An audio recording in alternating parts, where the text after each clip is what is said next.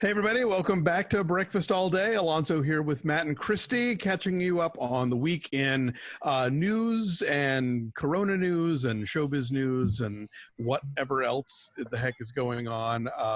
Lovely to see you again. And, aloha. I'm rocking my Suffering Bastard mug today. Oh, very nice. This is from Trader Vic's, and it is named for the drink, the Suffering Bastard, and it is a little moai that is clearly suffering, had a little too much. And he's very cute. When you drink a pina colada out of it, your fur will be perfect. Your hair is perfect today, Matt. Thank you. Let us begin, as we always do, with marquees sent in by you, the viewer/listener. Yes, we have some good ones. So let me share my screen. Give me just a moment. All right, here we go. Oops, that is the wrong thing. Oops. What am I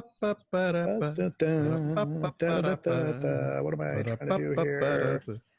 There we go. Oh, Matt's figuring that out. There you go. Okay, there we go. Okay, so this first is the Boulder Theater. Isn't that a gorgeous building? Oh my God, that's such a great facade. The tile work is really beautiful and like richly ornate. Yeah, so that's Boulder, Colorado. James Hahn sent that in to us, and it's got a quote from Audre Lorde. Audre Lorde. Revolution is not a one-time event, and that's in honor of the Black Lives Matter movement, which we're all behind and we all agree is very important. Nice. All right. Next up, this one comes from, let's see, this is a picture of the Warner Theater in DC. This is from a Twitter user, Babe with the Power. Do not start singing that song, from Labyrinth. Remind me of the Babe. Would not have occurred to me. I was not going to go there. Well, now it's in everybody's head. So anyway, as we can see, that's the Warner Theater, and they have posted Black Lives Matter, a great picture out during one of the demonstrations as people walk right by it. And there's a gentleman in the foreground wearing a Pride rainbow-colored Washington Nationals cap backward. Oh, okay. That's what this that must is. Be a Pride parade. Yeah, a lot of Pride parades have become Black Lives Matter parades this year, so it's certainly possible. All right, so this is the Duggan Cinemas sent in by Andrew Hoffert. It's his local theater in Camrose, Alberta. They said they got the green light to reopen, he says, but waiting until bigger movies return. That's coming up for, I think, a lot of theaters, but their sign says that they are closed. See you soon. Popcorn and concession sales are still available at the front counter. We'll talk a little bit more later about the wild roller coaster ride of theaters reopening. There's so much movie theater news, our favorite topic. All right, so this was set up to us by Dimitri Chrysanthopoulos. Dimitri, if I got your name wrong, I apologize. But it looks like it, hopefully I pronounced it right. He's in Red Bank, New Jersey, or at least that's where this theater is. This is the Bowtie Cinemas. And there's a quote from Albus Dumbledore: "Happiness can be found even in the darkest of times when one only remembers to turn on the lights." And I'll remind everybody, there's good stuff in those books, even if Rowling continues to put more and more of her own feet in her mouth and needs to shut the fuck up about trans people because she sucks when she is nasty about them. Yeah, that was not smart. I want to comment on the fact that incredibly random posters on the front of this theater. You have Rocky Horror Picture Show, which must be their like recurring midnight show. And then you have Military Wives. Because that's the other midnight show, right? People dress up like Sharon Horgan. Thomas. All right, so Jonathan Winchell sent us some pictures of the Camelot Cinemas in Greenville, South Carolina. He writes, "It's an independent theater that shows mainstream films. It stayed open longer than the Regal theaters nearby, but not much longer. It's been closed for months now. No scheduled date to reopen," which would be a bummer because we hope that the smaller theaters are able to stay open. The front side of that marquee says, "Stay safe, wash your hands," but then it also reminds them that they're closed. The other side says, "See you soon," because they're still closed. And then he added some pictures of the posters that were still in the theaters, or I'm sorry, still on their wall. There's a poster of Wonder Woman, a Tenet poster, a Ghostbusters poster, Onward, and Bloodshot. And those are some also pretty well faded, sun faded posters. All right, next up. Although we've seen more faded Wonder Womans at this point. Yes. All right, so this is Jordan Rowe sent us a few pictures of the Angelica Film Center. He took these back. You can kind of see it's the Angelica Film Center. They're clearly doing some work on the building around it.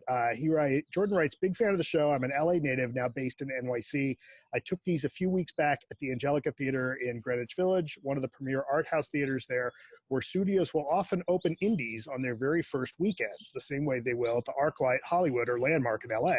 This isn't a marquee, but in the poster cases, they put posters for some of the big indies they've opened over the years. So we'll get to those.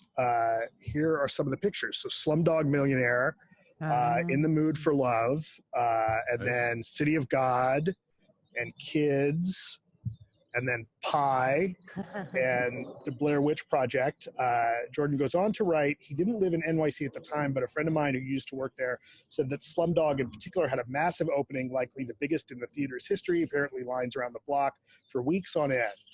Anyway, keep up the great work. And then he adds, just spoke with my friend. He indeed confirmed that Slumdog is still the most successful movie shown in the theater's history. Interesting. So yeah, a lot of times when you'll see like a movie that opens only in New York and LA and had this whopping per screen average on 2 screens, he's right. Generally, those screens would be the Angelica in New York and the ArcLight Hollywood. Right. So the last one, I saved the silliest one for last. This is from the Grandview Theater in Ohio. This is what we opened the clip with. And I can't this see beautiful theater that says, now open, we can't wait to see half your face. That's really cute. Right? Like it. Yeah. So those are the marquees pictures this week. Thanks, everybody, for sending those in. As a reminder, you can send those in to us via Facebook or Twitter. If you see fun stuff on the marquees around town where you live, obviously be safe. But if you see fun stuff, by all means, send them in. I'm also collecting some of the wilder ones that, of years past. So when we are finally out, I'll have the big extravaganza of nice. Some of my favorites of all time. So, and of course, that's at BFest all day on Twitter, Instagram, and Facebook. You can drop us a message there. Yes. I look forward to Marquee Palooza. Indeed. But this has been really fun. So thanks to all of you guys who think of us every week. It's always a pleasure to hear from you, see where you live, see what life is like out there. As Matt mentioned, there's been so much going on in terms of movie theaters and opening days and whether you need to wear a mask or not. Right after we finished recording last week and posting the episode last week, a ton of release dates got shuffled, including Tenet, which was the one that had planted its flag and said, we're going to be the movie to open up multiplexes and summer begins when Tenet comes out on July 17th. Since they have since blanked and now they are hoping to open Tenet on July 31st, they being Warner Brothers. Unhinged, which was, saying we're going to be the first movie to open everything, was on July 1st, is now on July 10th. Wonder Woman 1984 has really been moved. That was supposed to have been August 14th and now is October 2nd, which is interesting because it places it smack in the middle of when theoretically we're beginning to see awards contenders and headier kind of meteor year-end stuff. So there's an interesting bit of placement there. Well, I think if we've learned anything at this point is that you can release a superhero movie whenever you damn well please, and people will show up. People are psyched about it, yeah. But then the Bill and Ted movie, which was supposed to open on August something else, is now going to be August 14th. It was going to be August 21st, and now it's opening a week earlier on the 14th to take advantage of the fact that Wonder Woman date has moved. So that is that. And then A24 is planning to open St. Maud on July 17th when Tenet was going to open. So all of that's going on, and I wouldn't be surprised if these words I'm saying to you right now are obsolete by the time you hear them. because things just keep changing. And a lot of that has to do with the protocols that the theaters themselves are putting into place and are, they're evolving all the time. The big news this past week was that AMC said, we're going to open and we're going to have a handful of theaters open in July in Dallas first and then stagger them in subsequent weeks. But we're not going to make you wear a mask.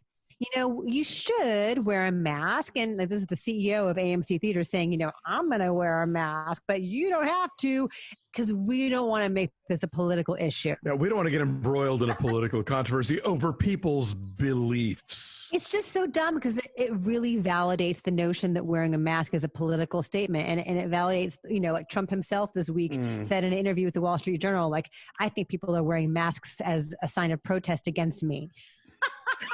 Also, because they don't want to die. Maybe that's part of it. That we live in a world where science is political. Facts are political. I don't want to live on this planet anymore. This is the worst timeline, as the kids say. So yeah, I mean, I think it was bad enough that this is the bad place. Exactly. It was bad enough that AMC was going to be laissez-faire about the whole mask thing, but to come out and say the quiet part out loud, to say like we don't want to get involved in politics, it's like, well, now you are. Now you have made it political. You have implied that this is political, and so well done. But now they've reversed course, though, and now they are going to require masks. That just happened this morning as we were getting ready to do our show. Moments where we started, and it was after Alamo said that they were going to require people to wear masks, then AMC, after being dragged on social media for the better part of a day, was like, yeah, us too. Right, which I now think it'll be interesting to see, because at this point, Regal and Cinemark, the respectively number 2 and number 3 exhibitors in the country, in the U.S. at least, still have not said that they are going to make masks mandatory. So, right. I misspoke a second ago when I said that there were going to be a bunch of AMCs open in Dallas. That actually is Cinemark. My apologies. Oh, okay. Cinemark plans to open today, actually, with 5 theaters in Dallas, and then more July 3rd through July 17th. So I apologize. So, but AMC, I believe, I think they're planning to open July 17th. That's the game plan somewhere in mid-July? So, yeah. So, I was going to say, also, we talked to you last week about how Arena Cine Lounge, which is a small theater here in Los Angeles, they had planned to be the first theater to open in LA today. Right. That's not happening now. Yeah, the county decided that there had been too much of a spike, so they were not going to let movie theaters reopen. But tattoo parlors, nail salons, and bowling alleys still have the green light. Fuck yeah, because my little piggies are foul, and I need I need to get my nails did. No, I am not ready for that yet. I did get my hair done like a week and a half ago, because my little salon is like 2 chairs, and she's just right down the street from me, and she's super careful about protocols in between clients, and she didn't blow my hair out to like avoid blowing things out, and we both wore masks. So I felt okay about that. I'm not sure I feel okay about a nail salon yet. But I feel bad for nail salons. I feel really bad for them because they got like needlessly maligned when the rumor came out that like, COVID originated in a nail salon, which is not true. Oh. Brother. Well, I'm now 4 months without a haircut. I just want to go on record with that. I think you should trust Dave to cut your hair. I've cut Chris's hair like 4 times now, and I'm really good at it, you guys. I might have to quit my day job. Dave I noticed he's wearing a lot of hats now. Exactly. Yes. And no, Dave gave me a little bit of a trim for TCM, but like the full, no, he'd be the first to tell you that's not happening. There are videos online you can follow that will take you step by step through. But my hair is so gorgeous. To use. I'm just going to let it go. It is magnificent. We did just get the news. We did just get the news this morning, right?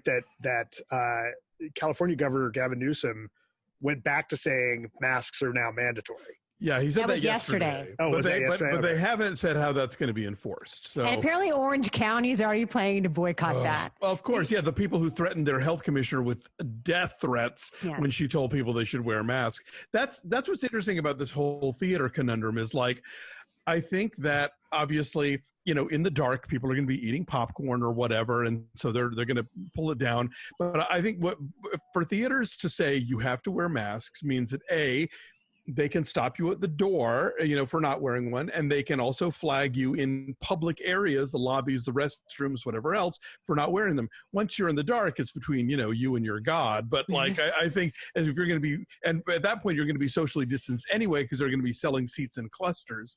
But I think at least gives them a leg to stand on, to be like, if you're going to come up to the concession stand, frankly, if you're going to interact with our staff, you have to wear a mask, and I think that's completely logical. Right. And employees, of course, have to wear masks, and employees have to get their temperature taken. And so yes, AMC is very excited about their new partnership with Clorox. So, Oh, really? I didn't see that part of it. That was in the email that I got from the CEO. Interesting. Because everything's going to be scrubbed down constantly. So they say, but it's a movie theater. Come on. Here's something else that's really exciting that's reopening. Oh, Universal City Walk. Ooh. For those Voodoo Donuts. Voodoo Donuts are really good, but I'm not going to. They're not that good. They're not that good, and they're not worth paying fucking $16 to park in Woody Woodpecker parking and then schlep all the way there.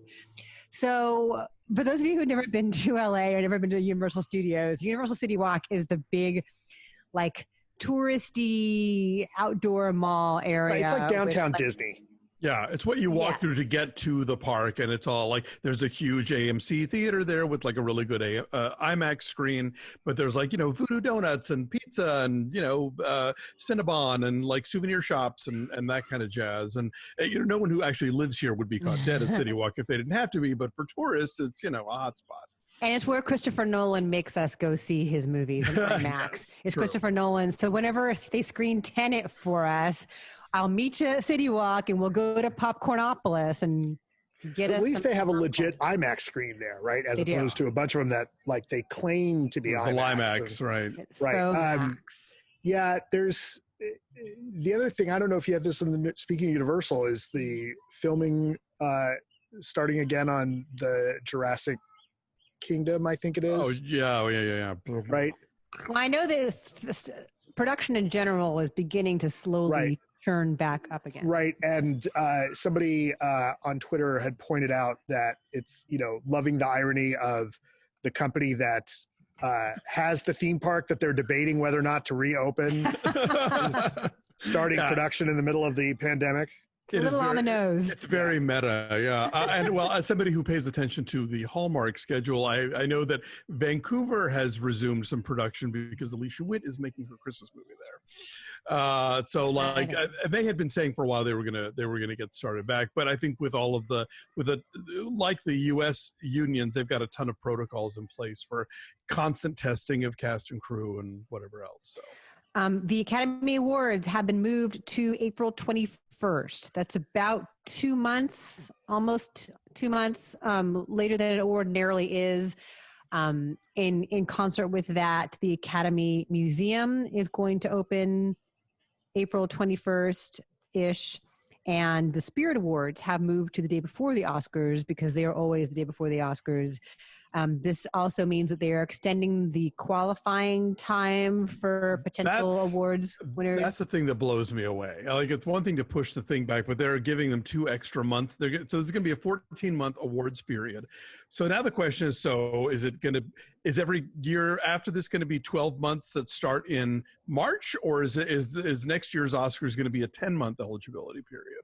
That's a good question. And then it assumes that we return to a quote-unquote normal after the Oscars. Of course. And also speaking of things that are reliant upon the Oscars the way the Spirit Awards, it now turns out totally are, the Santa Barbara Film Festival also changed its dates to be closer to the new Oscar dates because so much of their bread and butter is honoring people who are either already nominees or are looking to,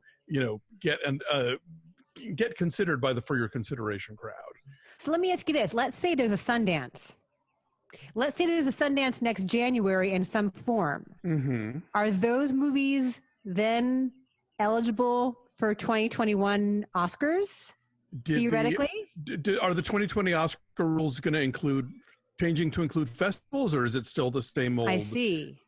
Like, I don't know. I think those movies would then either immediately have to go streaming, Right, or like rig up a theatrical opening in New York and LA to make the Oscar qualification, because they haven't. I think they've opened docs up to festivals, but I think for features, it's basically it has to have some sort of distribution, and that distribution now includes streaming. it still has to be four-walled, but it can be in other cities besides just New York and LA, right? There's like a half dozen cities now that are qualifying cities. Right. And anyway, there's a lot going on. Yeah, that's going to be very baffling. 2020 is going to have an asterisk by it, no matter what they do. So, Okay, so more award stuff. Jimmy Kimmel is going to host the Emmys, which are going to be in what form? Good for in an empty room? Like, what are we doing? Is he doing it from home like he's doing his own TV show? Anyway, is he going to wear a tux? And no pants. Other stuff that you can do online that you ordinarily would have crammed into a room with people to do. DC Fandom is their big online event. It's like their Comic-Con. And it's going to be a 24-hour global fan event starting at 10 a.m. Pacific on August 22nd. And this is where they're going to debut, trailers for upcoming stuff across various platforms in TV shows and video games. And I think specifically it's their D23. Yeah, I see. Yeah. I see. Because they're not like selling stuff. They're like, it's teasing all their product. Right, and it's only intra-company, Yeah. But Comic-Con itself is also going to be virtual this year. I don't know if we talked about that yet. We did. I think it was a couple of weeks ago we talked about that. Because Matt made a joke about how now you can sit on your couch. Oh, right. More. Step on your own feet. And there's something called Funimation Con that's coming up in early July for anime fans. Funimation is a company that is the U.S. distributor for a lot of. They just did the My Hero Academia release, I think, and so they're going to be doing a lot of panels and announcements about upcoming anime titles. Okay. Star Wars Celebration has been canceled entirely. However, for the first time in its 20-year history. It was supposed to be August, and now it's going to be August of. It was supposed to. Well, yeah. Now it's going to be August 18th to 21st of 2021. Gotcha. Anyway, 22. I believe it's 22 because they do it every 2 years. I saw that too. Yeah. Okay. I wrote that down, but it didn't look right to me. Okay, so you're right. So it's going to be in 2 years now. I would have been this summer, but now it's going to be in 2 years from now. What else is noteworthy that I did not say? Okay, so Alonso, you pointed this out, and I haven't noticed this yet because I don't really look at HBO Max that carefully, but apparently they're pulling DC movies, like DC movies that you would think might be there permanently are on a rotating basis, and that is angering some fans. Yeah, they have a whole DC section on HBO Max, and you would think in the way that like you can go to Disney Plus and see pretty much all the MCU movies, or at least most of them, apart from ones that already had streaming deals elsewhere. One of the things they used to sell HBO Max was this DC thing, which of course now there's HBO Max. Is there still DC Universe? Is that a thing anymore? Remember that was where they were like Titans and Doom Patrol originally premiered? Anyway, I can't keep up. Anyway, but a lot of people noticed that within just a few weeks, a lot of the big Wonder Woman and the Snyder films and a lot of other films were taken off of HBO Max. So there's people that are pissed off about that, and I can see why they would be. It's also worth mentioning, by the way, though, that they have made Watchmen free for Juneteenth weekend. So even if you're not an HBO Max subscriber, you can go and watch that there. Also, IFC Films Unlimited is making How to Survive a Plague for free for Pride Month. Which you can download the IFC Unlimited app on your Apple TV. And even if you aren't a subscriber, you can access that documentary for free. Cool. For those of you who are watching and not listening, you enjoyed Matt cranking up his umbrella and readjusting his shot because apparently the sun is now coming out where you guys are. Well, at least I turned off the noise so you didn't hear the rattling of the umbrella. I appreciate that. Now, I'm still in the midst of June gloom here at the beach, but you guys are getting sunshine, it looks like. So very exciting for you. All right. So there's going to be a Train to Busan sequel. Ooh. Oh, yes. We talked about Train to Busan as an off-the-menu item a few months back. It's opening in South Korea in July, and the trailer for it looks pretty gnarly. Cool. It's pretty intense. So that was a badass Korean zombie movie. And I'm not sure it's a direct sequel so much as it's in the same world, and it's set 4 years after the events of Train to Busan. And the trailer looks pretty awesome. It looks something akin to like there's some kind of heist that some Marines or some soldiers are doing, and they end up back in whichever parts of South Korea have been overrun, and it starts to then look like Escape from New York. It looks intense. So yeah. I hope that will hopefully come out here one of these days too. Is some casting news.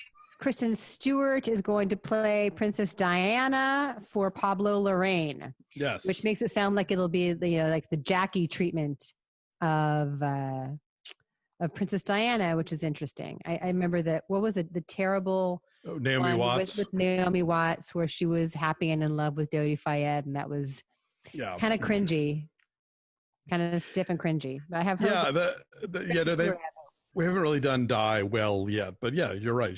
But the casting of her is always good news. Yes. What other news do I have? I guess there's really not that much beyond movie theater stuff, but Ian Holm died. Yes. He was 88.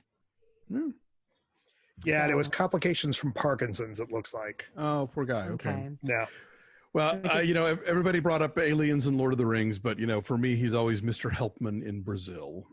And he was in Chariots of Fire. I can't recall. I think Guy Lodge pointed out that he received a supporting actor award from Cannes for Chariots of Fire back when they still gave out supporting awards. So nice. The incredible range. Yes. I like him. Improves everything he's in. In one of my all-time guilty pleasure favorite movies is Fifth Element, which is a total mess of a movie, but I love it. A lot of people do. I do not. Yeah. Anyway, that's all I have for news for you guys. Is there anything I missed? Anything that you want to talk about?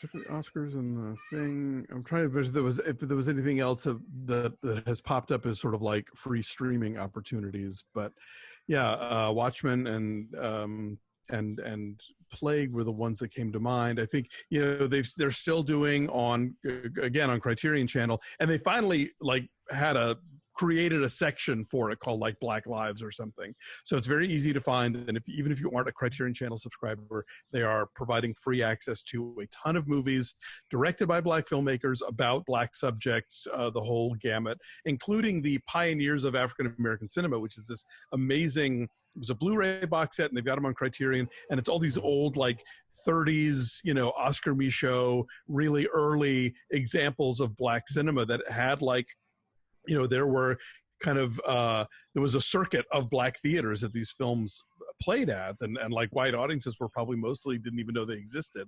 But there was a very thriving Black cinema in early talkies. Cool. And I noticed when I was watching The Great the other day that Hulu also has a whole section of films by Black filmmakers. So definitely cool. Whatever platforms you got out there, check it out and explore and learn and enjoy. I got the ad for their LGBTQ section when I was watching Love, Victor. So there's that too. Cool. We'll talk about Love, Victor next week on the Patreon, yes. Correct? We will. We're finishing up The Great this week. All right, cool. So thank you guys for sending out some pictures of your theaters for us. And thank you for hanging out with us in general. And yeah, we're going to be okay. I hope. We are. Keep those cards and letters coming. So thanks for sticking around this week. We about to launch into some film reviews and of course fun stuff on our Patreon as always. So check that out at patreon.com/BeFastAllDay. Like this video, subscribe to our YouTube channel, and follow us on social media at BeFastAllDay, Twitter, Instagram, and Facebook. We'll see you next time. Bye.